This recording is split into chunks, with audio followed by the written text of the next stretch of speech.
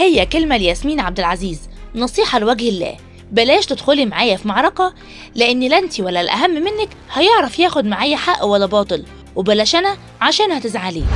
رسالة هجومية ضد ياسمين عبد العزيز من الناقد الفني، وده بعد التحدي اللي حصل بين ياسمين عبد العزيز وأحمد العوضي بعد رمضان، والموضوع ده كان قالب السوشيال ميديا نار، خصوصا بعد التراشق الغير مباشر اللي حصل بينهم.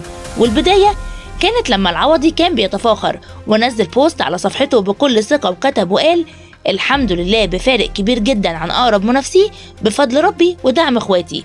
الجملة كانت واضحة إنه بيحتفل بتصدر مسلسله، لكن المفاجأة حصلت بعدها بساعات لما الناس لاحظوا إن جوجل بيقترح البحث عن فهد البطل جنب أقرب منافسيه، وكان الجمهور بيقول: طب مين المنافس التاني؟ خلينا نشوف. هنا ياسمين ردت بكل سخرية نارية، لكن ياسمين ما سكتتش ونزلت بوست من فيلم وإسلاماه في الطفل اللي بيعيط وهم بيهدوه وبيقول له: أبويا أبويا الحصان يا أبويا. وبعدها كتبت تعليق ولع الدنيا، وكتبت وقالت: أنا رقم واحد يا أبويا، أنا رقم واحد يا أبويا، حاضر يا حبيبي ما تزعلش. الجمهور فهم الرسالة فورا واعتبروها إنها بتوجه كلامها للعوضي، وكأنها بتقول له: ما تزعلش أنا اللي مكملة في الصدارة. وبدأت المعركة على السوشيال ميديا بين مؤيد لياسمين عبد العزيز وبين اللي شايف إن العوضي ليه حق يتفاخر بنجاحه. الناقد دخل المعركة ووجه رسالة نارية لياسمين عبد العزيز.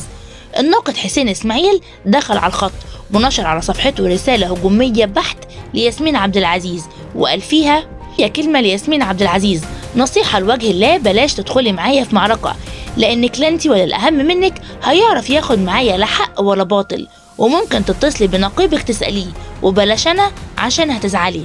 لما ناسك يشتموني ده مش هيخليني مردش، وعلى فكرة انتي لا بتعرفي تحافظي على راجل يعيش معاكي، وتقريبا مش عارفة تحافظي على بيتك، وبتخلي عيالك في مواقف وحشة هتأثر عليهم نفسيا مستقبلا. انتي مش شايفة غير مصلحتك وعاوزة كل حاجة تكون تحت أمرك، وانت اللي رحتي اتجوزتي واحد أصغر منك بعد ما فقدتي راجل من خيرة الرجال، وحتى الأصغر منك ما عرفتيش تحافظي عليه، وحاليا بتنكشي وتلقحي وكأنك عندك 16 سنة، والمفروض انك كبرتي وداخلة على 46، يعني المفروض عديتي سن المراهقة من زمان.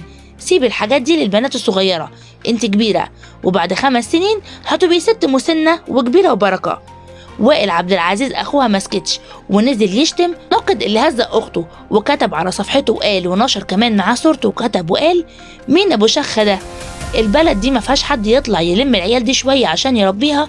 لكن الناقد حسين اسماعيل مسكتش وشير البوست ورد على وائل عبد العزيز اخوها، هزقه زياده وقال: اخو ياسمين عبد العزيز كان يتمنى بس اكتب عنه كلمه، المشكله انه بيترعب من العوضي وبيخاف يقابله في مكان عشان ايده تقيله، وحتى ياسمين اخته نفسها ياما طلعت وعلمت عليه، ده انت بعت اختك بعربيه، ولو راجل خلي البوست عندك وما تمسحوش.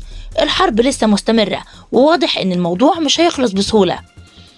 الجمهور مترقب ايه اللي هيحصل بعد كده، هل ياسمين هترد؟ هل العوضي هيكمل تفوقه في المشاهدات ولا هيكون لسه في مفاجآت تانية في الصراع ده؟ الموضوع بقى شبه حرب إعلامية مفتوحة، والجمهور واقف يتفرج ويحلل مين عنده حق ومين اللي خرج عن حدود النقد وبقى بيتكلم بطريقة شخصية جارحة. هل ياسمين هتقرر بنفسها ترد ولا هتسيب جمهورها وأهلها يردوا مكانها؟ والأهم، هل الصراع ده هيأثر على نجاح مسلسلها ولا هيزود شعبيته أكتر؟